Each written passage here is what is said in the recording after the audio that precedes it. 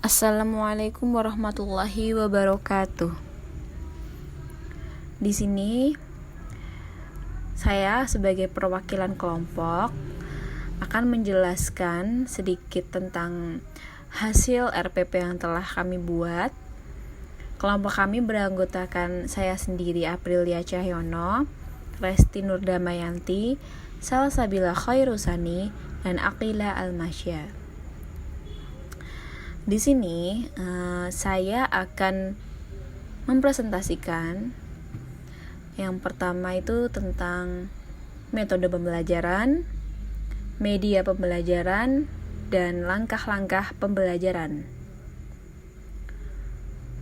Dalam metode pembelajaran ini, kami menggunakan pendekatan scientific approach yang bermodelkan PJBL atau Project Based Learning.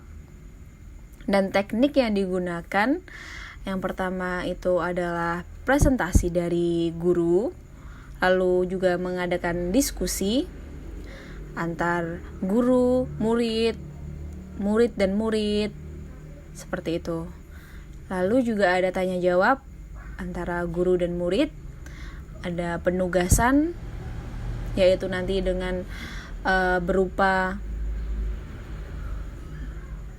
menjelaskan atau membuat text procedure. Dan yang terakhir yaitu praktik, yaitu membuat text procedure dengan individual, seperti itu. Lalu untuk media pembelajaran, media yang kami gunakan yaitu ada gambar makanan dan minuman, karena materi ini adalah materi teks prosedur yang berupa cara membuat minuman jamu. Nah, nanti kita sediakan gambar minuman dan makanannya.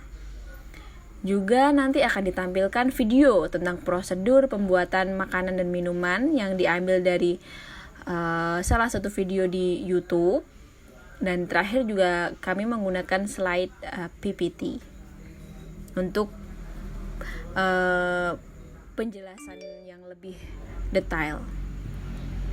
Dan alat dan bahan yang digunakan ialah realia benda dan board marker, spidol, dan pastinya menggunakan LCD proyektor. Sumber belajar kami menggunakan buku dari Kementerian Pendidikan dan Kebudayaan yang berjudul Think Locally, Act Globally, dan juga menggunakan buku referensi dari penerbit Erlangga, yaitu berjudul Break and English Course for Junior High School Students for Grade 9. Yang terakhir yaitu langkah-langkah pembelajaran. Karena di sini kami mengadakan 2 kali pertemuan. Jadi pertemuan pertama, kegiatan yang pertama yaitu pendahuluan dengan tahapnya yaitu mengamati, dan langkah-langkah kegiatan pembelajaran yaitu peserta didik mengikuti proses pembelajaran seperti berdoa, absensi, menyiapkan buku pelajaran. Lalu peserta didik diberi motivasi dan apresiasi, diberi gambaran tentang manfaat mempelajari pelajaran text procedure. Juga mengaitkan materi atau tema atau kegiatan pembelajaran yang akan dilakukan dengan pengalaman peserta didik dengan materi atau tema kegiatan yang sebelumnya. Lalu diberi pertanyaan yang ada keterkaitannya dengan pelajaran yang akan dilakukan. Dan yang terakhir dalam pendahuluan yaitu peserta didik diberi informasi tentang tujuan pembelajaran. Nah, tentang tujuan ini menjadi sangat penting untuk disampaikan kepada murid-murid nantinya. Lalu untuk kegiatan selanjutnya yaitu kegiatan inti dengan tahapannya itu menanyakan. Yang pertama, peserta didik mengamati slide gambar tentang menu resep makanan atau minuman favorit untuk meningkatkan imunitas di masa pandemi COVID-19. Lalu guru memaparkan materi written procedural text melalui PPT. Selanjutnya, guru mengemukakan pertanyaan esensial yang bersifat eksplorasi. Eksplorasi apa? Eksplorasi pengetahuan yang telah dimiliki siswa berdasarkan pengalaman belajarnya yang bermuara pada penugasan peserta didik dalam melakukan suatu aktivitas. Di sini ada beberapa pertanyaan. Yang pertama, what do you know about immunity boosting during our food recipes? Lalu, can you give examples? Dan, do you know steps to make those during our food? Nah, dengan pertanyaan pengarah dari guru ini, peserta didik berdiskusi untuk mengidentifikasi kosakata, tata bahasa yang tentang kalimat imperatif, dan fungsi sosial dan struktur teks.